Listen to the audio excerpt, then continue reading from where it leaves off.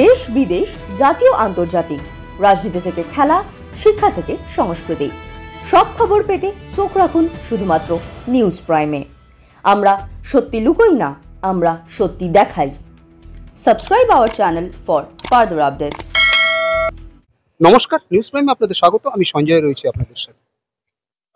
এগিয়ে চলার পথে এবার বদল কিছু অল্প, 2 পেরিয়ে 3 এসো দৃঢ় সংকল্প। এই স্লোগানকে সামনে রেখে তৃতীয়তম বর্ষে সিগওয়েজের নিবেদন শারদ পুষ্পাঞ্জলি 2025। বিভিন্ন মানুষ, সমাজের বিশিষ্ট মানুষরা এখানে আসবেন। আজকে তার আত্মপ্রকাশ নতুন রূপে সিগওয়েজের এই শারদ পুষ্পাঞ্জলি 2025। এই মুহূর্তে আমার সঙ্গে যিনি রয়েছেন তার পরিচয় তিনি নিজেই, কারণ তিনি নিজেই একজন স্বনামধন্য চিকিৎসক, ডক্টর প্রসূন ঘোষ। কথা বলে নেব তার সাথে। প্রসূনবাবু, প্রথমে তো নিউজ প্রাইমে আপনাকে স্বাগত। ধন্যবাদ, আপনাদের প্রত্যেককে ধন্যবাদ। এবং যেহেতু প্রকৃত সেরা পুষ্পাঞ্জলি শারদ পুষ্পাঞ্জলি সিগওয়েজের 2025 আত্মপ্রকাশ করতে চলেছে, তাই প্রথমেই নিউজ প্রাইমের তরফ থেকে আগাম শারদ শুভেচ্ছা আপনাকে, আপনাদের সবাইকে এবং উপস্থিত যারা আছে এবং আপনাদের চ্যানেলের মাধ্যমে যারা দেখছে তাদের প্রত্যেককে আমার আন্তরিক ধন্যবাদ এবং শারদ শুভেচ্ছা। ডক্টর ঘোষ, কিভাবে দেখছেন এই যে শারদ পুষ্পাঞ্জলি 2025 নবরূপে আত্মপ্রকাশ করছে? কারণ তারা প্রকৃতি বান্ধব পুজোগুলোকেই একমাত্র পুরস্কার বিতরণ করবেন বা তাদেরকে রিকগনাইজ করবেন। এই যে পরিবেশ বান্ধব পুজোকে শুধু রিকগনাইজ করা, এটাকে কিভাবে দেখছেন? দেখুন, পরিবেশ যদি সুস্থ না থাকে তাহলে আপনি আমি সবাই অসুস্থ, আর ঠাকুরের থেকেও বেশি ডাক্তারের শরণাপন্ন হতে হবে। তো আজকে সিগওয়েজ এটা 3 নম্বর বছর তাদের। তারা একটাই লক্ষ্য নিয়ে এগিয়েছে গত 3 বছরে, এবং আগামী 30 বছরও তারা এইভাবেই এগোবে। পরিবেশকে যদি সুস্থ না রাখা যায়, পরিবেশে যদি দূষিতকরণ বা দূষিত পদার্থের সংখ্যা বাড়ে, তার পরিমাণ বাড়ে, তার ভুক্তভোগী আমরা সবাই। তো এই যে প্রসেসটা গত 3 বছর ধরে করছে এবং আপনাদের চ্যানেলের মাধ্যমে পশ্চিমবঙ্গের কোনায় কোনায় পৌঁছাচ্ছে, আমি বলবো প্রতিটা মানুষ সিগওয়েজের যে কাজ, সিগওয়েজের যে চেষ্টা, তাকে মাথায় রেখে, সেই থিমটাকে মাথায় রেখে তারা প্রত্যেকের পুজো কমিটিগুলোকে এবং পুজোর চারপাশটা যেন সেইভাবেই করে। পরিবেশ ভালো থাকলে পরিবেশের মানুষরা ভালো থাকবে। অর্থাৎ আপনার বক্তব্য অনুযায়ী পরিবেশ যদি ঠিক না থাকে তাহলে ঠাকুরের থেকে বেশি ডাক্তারের শরণাপন্ন হতে হবে। আমরা ইদানিংকালে খুব নিকট সাম্প্রতিক অতীতে দেখছি যে উত্তরাঞ্চল থেকে শুরু করে উত্তরাখণ্ড, জম্মু কাশ্মীর থেকে শুরু করে একাধিক জায়গায় পরিবেশের বিভিন্ন ধরনের রুদ্ররূপ, যেমন ক্লাউড বাস থেকে শুরু করে ল্যান্ডস্লাইড থেকে শুরু করে ইত্যাদি ইত্যাদি, বিভিন্ন মানুষের জীবন বিপন্ন। ডাক্তারবাবুরা নিরলস প্রচেষ্টায় করে যাচ্ছে। এগুলো কি আমাদের এই পরিবেশের প্রতি অনীহার একটা ফল বলে আপনার মনে হয়? দেখুন, যারা ওই সব জায়গাগুলোতে ছিল না, বা উত্তরাখণ্ডে ছিল না, বা যে সমস্ত জায়গাগুলোতে এই ধরনের ধস নেমেছে বা ঘটনা ঘটেছে, তারা না অ্যাকচুয়ালি ওই টিভি দেখে যতটুকু আমরা বোঝার বুঝি, যখন সেখান থেকে মানুষেরা আমাদের কাছে এসে বলে যে আমাদের সর্বস্ব চলে গেল 15 মিনিটের ভেতরে, 15 বছরের সম্পদ চলে গেল 15 মিনিটে, তখন বোঝা যায় যে পরিবেশকে অপমান করতে করতে পরিবেশ যখন তার শোধ নেয়, তখন মানুষের না সেখানে দাঁড়ানোর জায়গা থাকে না। আজকে এই ধরনের প্রচেষ্টা যে শুধুমাত্র একটা ব্র্যান্ড বা একটা নাম বা একটা অ্যাডভার্টাইজমেন্ট তা না, এটা জীবনের সাথে জুড়ে। আপনারা তো ক্যামেরা নিয়ে বহু জায়গায় যান, আপনারাও তো দেখেছেন যে পরিবেশ খারাপ হলে তার এফেক্ট যেমন সাধারণ লোকের উপরে পড়ে, তার ব্যবসা বাণিজ্যে পড়ে এবং আগামী ভবিষ্যতের উপরে পড়ে। আমি বলবো, আজকাল বিভিন্ন জায়গায় বিভিন্ন ধরনের থিমের পুজো হয়, কিন্তু সেরা থিম যদি কিছু থেকে থাকে সেটা কিন্তু পরিবেশকে সাথে নিয়ে ইকো ফ্রেন্ডলি দুর্গাপুজো বা ইকো ফ্রেন্ডলি যে কোনো পুজো, এটাই কিন্তু সেরা থিম হওয়া উচিত। এবং এই থিমের লক্ষ্যেই তো আজকে সিগওয়েজ এগোচ্ছে। একদম দামি কথা বলেছেন যে সেরা থিম হিসেবে পরিবেশ বান্ধব থিমটাকেই বেছে নেওয়া উচিত। কিন্তু ডক্টর ঘোষ, এই যে বাঙালির শ্রেষ্ঠ উৎসব বা আমাদের বাংলার শ্রেষ্ঠ উৎসব, যেটা ইনট্যাঞ্জিবল কালচারাল হেরিটেজেরও তকমা পেয়েছে ইউনেস্কোর তরফ থেকে, সেইখানে প্রচুর কর্মসংস্থান যেমন হয়, প্রচুর ব্যবসাও হয় এই সামান্য 4-5 দিনের ইয়েতে, টেনিওরে। এখানে আপনার কি মনে হয় যে শুধু পুজো পরিবেশ বান্ধবই হতে হবে, নাকি নগরায়নের কারণেও আমাদের পরিবেশ চূড়ান্তভাবে ক্ষতিগ্রস্ত হচ্ছে? দেখুন, নগরায়নের জন্য যে কোনো সময় যে কোনো জিনিসই হয়তো ক্ষতিগ্রস্ত হতে পারে, কিন্তু আমাকে তো দুটো দিক দেখতে হবে। নগরায়ন না হলে শিল্পায়ন হবে না, শিল্পায়ন না হলে রাজ্য ঠিক থাকবে না, সমাজ ঠিক থাকবে না।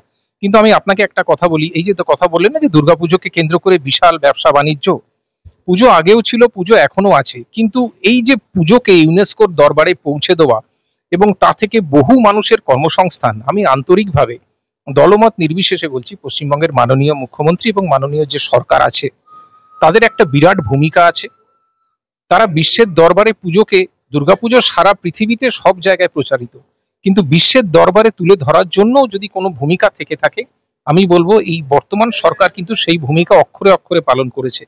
এবং শুধু তাই না, পুজো মানে যে শুধু মানুষের আনন্দ, সরকার তার ভূমিকা নির্বাহ করছে, আপনারা আপনাদের কাজ করছেন তা না। কলকাতা পুলিশ, পশ্চিমবাংলার পুলিশ, কলকাতার ট্রাফিক পুলিশ যে পরিশ্রম করে দুর্গাপুজোর সময়, আমরা ঠাকুর দেখতে যাই, বিভিন্ন জায়গায় দৌড়ে যাই, কিন্তু আমরা দেখি না যে সেই পুলিশটা তার বাড়িতে তার পরিবারের সাথে কতটুকু সময় দিচ্ছে। একদম আমি আন্তরিকভাবে বরাবর বলি, আজও বলছি, কলকাতা পুলিশ, পশ্চিমবাংলা পুলিশ, পশ্চিমবাংলার প্রশাসন, ট্রাফিক পুলিশ ভারতবর্ষের অন্যতম সেরা, অন্যতম সহানুভূতি সম্পন্ন, one of the best humanitarian activities done by them. সেই জন্য দুর্গাপুজোর জন্য, দুর্গাপুজোর সময় প্রত্যেকটা মানুষকে, কলকাতার পুলিশদের, বাংলার পুলিশদের, তার পরিবারকে আপনাদের চ্যানেলের মাধ্যমে আমি আন্তরিক ধন্যবাদ জানাই। আপনারা ভালো থাকুন, সুস্থ থাকুন, আপনাদের পরিবারকে ভালো রাখুন। আপনারা ভালো থাকলে আমরা ভালো থাকবো। আপনার কি মনে হয় এই যে কম্পিটিশনটা হচ্ছে, যে পরিবেশ বান্ধব পুজোকে, শ্রেষ্ঠ পরিবেশ বান্ধব পুজোকে ধরে ডেকে নেওয়া বা তাকে পুরস্কৃত করা, আপনার কি মনে হয় যত পুজো হচ্ছে সেই পুজোগুলো নিজেদের মধ্যে যদি পরিবেশ সচেতনতার একটা প্রতিযোগিতায় নামে, তাহলে অটোমেটিক্যালি আমাদের এই পরিবেশের সম্বন্ধে সচেতনতা বা পরিবেশ রক্ষার দিকে আমরা বেশ কিছুটা কদম এগিয়ে যাব? একদম সঠিক কথা বলেছেন। প্রত্যেক পূজা কমিটি যদি তার কমিটির বাইরে, পুজো প্যান্ডেলের বাইরে বা তার যেখানে যেখানে অ্যাডভার্টাইজমেন্ট হয়, সেখানে সেখানে কিছু কিছু জিনিস লিখে রাখে, বা গাছ লাগানো থেকে শুরু করে, ময়লা পরিষ্কার থেকে শুরু করে, জল জমা থেকে দূরে শুরু করে, এই জিনিসগুলো লেখে। আপনি গতকাল দেখবেন কলকাতা শহরে কেএমসির উদ্যোগে, কলকাতা মিউনিসিপাল কর্পোরেশনের উদ্যোগে কলকাতা শ্রী হয়েছিল, এবং সেখানে পশ্চিমবাংলা সরকার এবং কলকাতার মাননীয় মহানাগরিক ববি হাকিম, দেবাশিস কুমার থেকে শুরু করে সমস্ত লোকেরা ছিলেন।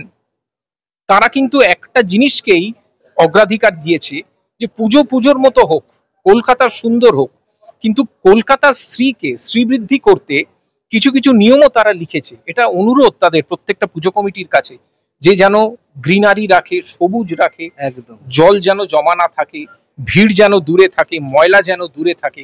সিগওয়ে যে কাজটা, যে চিন্তাটা করে এগিয়ে যাচ্ছে গত 3 বছর ধরে, 2011 সাল থেকে কলকাতা শ্রী হয়েছে, যবে থেকে এই আমাদের তৃণমূল সরকার এসছেন এখানে, অদ্ভুত ভাবে দেখবেন দুটো কাজের মধ্যে অদ্ভুত সিমিলারিটি। মানুষকে সুস্থ রাখতে, পরিবেশকে সুস্থ রাখতে যেমন পশ্চিমবঙ্গ সরকার সবার আগে ঝাঁপিয়ে পড়েছে, কলকাতা কর্পোরেশন ঝাঁপিয়ে পড়েছে, ঠিক তেমনি ভাবে এই যে অর্গানাইজেশন সিগওয়েজ তার ইকো ফ্রেন্ডলি দুর্গাপুজোর মাধ্যমে সেই একই বার্তা মানুষকে দিচ্ছে, যে বার্তা আপনাদের চ্যানেলের মাধ্যমে চলছে, যারা ভারতবর্ষে যাচ্ছে, ছড়িয়ে পড়ছে। অর্থাৎ আমরা বলতে পারি সিগওয়েজ এই পরিবেশ সচেতনতার বিষয়ে একটা প্রথম পদক্ষেপ হিসাবে উঠে এলো, যারা পুরস্কার দিচ্ছে কিন্তু পরিবেশ সচেতন পুজো। অবশ্যই পরিবেশকে সুস্থ রাখা সব থেকে বড় পুরস্কার, যেটা সমস্ত মানুষের মধ্যে যাচ্ছে। আমি সত্যি কৃতজ্ঞ যে আপনাদের চ্যানেলের মাধ্যমে এটা সমস্ত মানুষ দেখতে পাচ্ছে। আজকের এই বিশেষ দিনে নিউজ প্রাইমের দর্শকদের উদ্দেশ্যে যদি কোনো বার্তা দিতে চান, কারণ সামনেই পুজো, খাওয়া দাওয়া লোকে প্রচুর করবে, এবং ইদানিং আমরা দেখছি খুব প্রচন্ডভাবে টাইফয়েডও হচ্ছে, তো সুতরাং যদি কোনো সুস্থ থাকার টিপস এবং নিউজ প্রাইমের দর্শকদের উদ্দেশ্যে যদি কোনো বিশেষ বার্তা। দেখুন, প্রতিদিন যা পেশেন্ট আমাদের কাছে আসে, অন্তত আমার চেম্বারে আমি দেখেছি, আমি যদি দিনে 75টা পেশেন্ট দেখি, তার মধ্যে প্রায় 30টা পেশেন্ট জ্বর নিয়ে আসছে প্রত্যেক দিন, এটা দেখছি। আমি আপনাদের চ্যানেলের মাধ্যমেই বলবো, যাই করুন জল প্রচুর খাবেন। এই জল এমন জিনিস, যে যে জ্বরটা এখন হচ্ছে, সেই জ্বরটার মধ্যে কিছু সাবটাইপ কোভিড থাকছে, কিছু নর্মাল ভাইরাল ফিভার হচ্ছে, কিছু টাইফয়েড ফিভার হচ্ছে, এবং কিছু কিছু ক্ষেত্রে ডেঙ্গুও আসছে। তার থেকে বাঁচার সহজ উপায়, যেটা আপনার বাড়িতে আছে, জল। 1 পয়সাও খরচ হয় না তাতে। জল প্রচুর পরিমাণে খান, খাবার দাবার সবাই সবার মতো করে খাবেন, কিন্তু এমন ভাবে খাবেন না যাতে আপনার পয়সা আমরা ডাক্তাররা খাই। এইটা একটুখানি আপনারা দেখে খাবেন। আপনাদের উপদেশ দেওয়ার কিচ্ছু নেই। আপনারা সুস্থ থাকুন, ভালো থাকুন, পরিবেশ বান্ধব পুজোকে সামনে রেখে গোটা দুর্গা পুজোতে আমরা আপনার ভালো থাকুন, এবং আপনাদের প্রতিটি লোককে, দর্শকদের আন্তরিক শ্রদ্ধা জানাচ্ছি, ধন্যবাদ জানাচ্ছি আমাকে এখানে ডাকার জন্য। আপনারা পুজো খুব ভালো কাটান। অর্থাৎ যেমনটা ডক্টর প্রসূন ঘোষ জানাচ্ছেন, যে সুস্থ থাকুন, সচেতনভাবে। প্রথমে হচ্ছে সচেতন থাকুন এবং পরিবেশ সম্বন্ধে আরো সচেতন থাকুন, কারণ পরিবেশ ঠিক থাকলে আমরা ঠিক থাকবো। আর নিজেদের সম্বন্ধে যদি সচেতন থাকতে হয় তাহলে প্রচুর পরিমাণে জল পান করুন এবং পরিমিত আহার গ্রহণ করুন, সুস্থ থাকতে পারবেন।